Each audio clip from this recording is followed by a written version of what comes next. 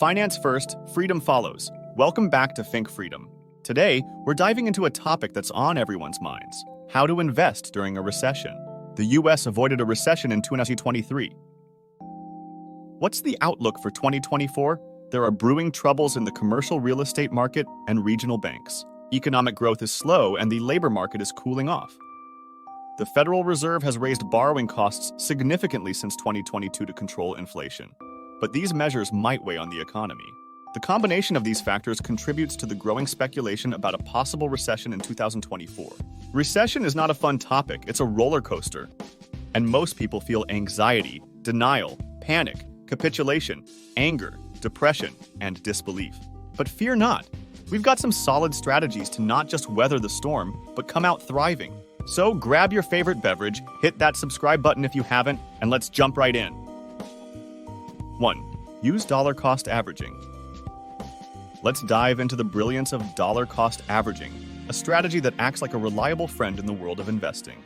Imagine consistently investing a fixed amount, let's say $500, at regular intervals, no matter whether the market is experiencing highs or lows.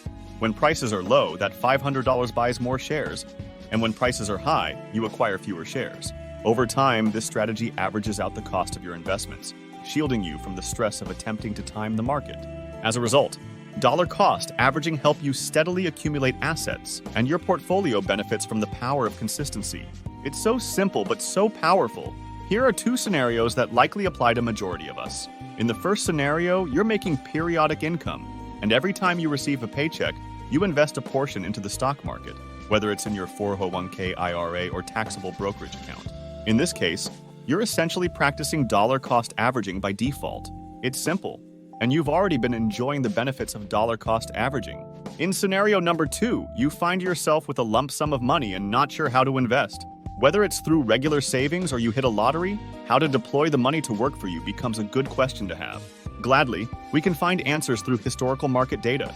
In his book, Just Keep Buying, Nick Maggiulli compares the historical performance of dollar cost averaging in the S&P 500 with a lump sum investment. The results reveal that most of the time, you should invest the lump sum immediately if you have the funds on hand. However, there's an intriguing exception. The only time dollar cost averaging outperforms is when the stock market is on a downward trend. The logic is straightforward. When the market is in decline, your cost basis decreases every time you buy, leading to a lower and lower portfolio cost basis. In contrast, if you were to invest the lump sum immediately, your cost basis remains the same. As a result, regardless of your scenario, dollar cost averaging emerges as the best and easiest way to invest when the stock market is experiencing a downturn. 2. Invest in scarce assets. Investing in scarce assets include a variety of forms, including rare collectibles, unique real estate, or limited edition watches and handbags. During a recession, not only do these treasures become more accessible, but they also come with more reasonable prices. Have you been in the market for a Rolex Daytona and steel over the past few years? Chances are you never received a callback after leaving your name and number on the waiting list at your local Rolex store. Fast forward to the 2008-2009 Great Recession, and the scenario changes dramatically. During that time, walking into a Rolex store and asking for a gold Rolex watch would likely prompt a salesperson to offer you 20% off the sticker price, if not more. Some Rolex stores even faced closure and had to liquidate their inventory with everything at a 30% discount. If you recall this period, you might reconsider paying a full 100% markup for a Panda Daytona. If you got other watches to wear now, save your money and wait for the next recession. Scarce assets inherently possess value that transcends economic downturns. Investing in them offers the potential for long-term appreciation. As the economy rebounds, the demand for scarce assets is bound to increase, resulting in significant returns over time. Seizing these opportunities, which may be out of reach in a booming economy, allows you to build a robust and valuable portfolio for the long term. 3. Buy the best house. The conventional wisdom in real estate often advises investors to opt for the worst house on the best block. The logic is straightforward. A property with room for improvement, whether through added space or renovations, provides an opportunity for investors to enhance its value and accumulate equity.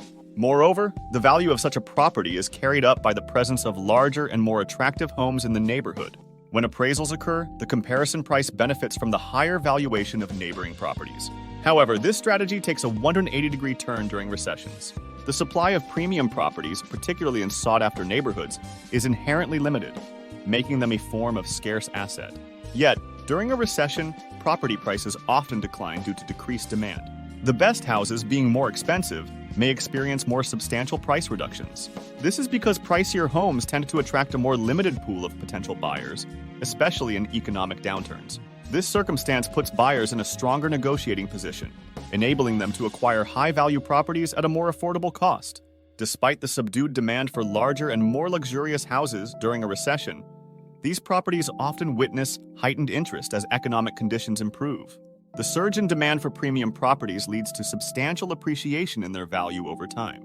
In summary, even though the strategy of purchasing the worst house on the best block may still hold true during a recession, you may also consider investing in the premium properties, especially the ones with limited supply. They will become more attainable due to price reductions, presenting a strategic opportunity for investors. As economic conditions recover, the increased demand for these high-value homes will result in considerable appreciation. 4. Be the diamond hands. Diamond hands is a term used in investing, particularly in the context of stocks and cryptocurrencies. It refers to the ability of an investor to hold onto their assets or investments despite market volatility, downturns, or external pressures to sell. While it's challenging to remain calm when witnessing a significant drop in your portfolio value, especially when everyone around you is also desperate, it's crucial to resist the urge to engage in panic selling. As humans, we are emotional beings, but fire sales in response to market fluctuations can be detrimental. This is where the diamond hands mentality comes into play. It discourages panic selling and encourages a focus on the long term. By holding onto investments, you not only avoid realizing losses during a downturn, but also position yourself to capitalize on potential recovery opportunities. The diamond hands mentality isn't only valuable during economic downturns, it also plays a crucial role when the market is performing well. It's true that no one go broke by pocketing profits, but most wealth accumulation benefits from long-term compounding effects. As Charlie Munger puts it in his book, Poor Charlie's Almanac, compound interest is the eighth wonder of the world. Never interrupt it unnecessarily. Consider a scenario where your rental property value has doubled in past 3 years, and you can't wait to sell it now. Then, what are you doing with the money? Spending them all is surely a losing way to go. Hold cash, wait for the correction, and buy it back? Now you are timing the market again. No need to mention the settlement cost on both ends of the transactions, the tax you must pay on the profits, and the tax benefits you just give up.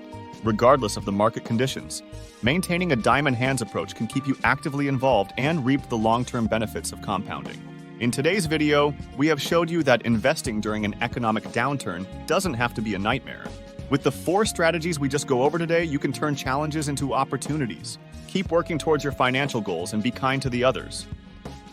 If you like the content, please hit the subscribe button and share it with your friend. See you in the next video.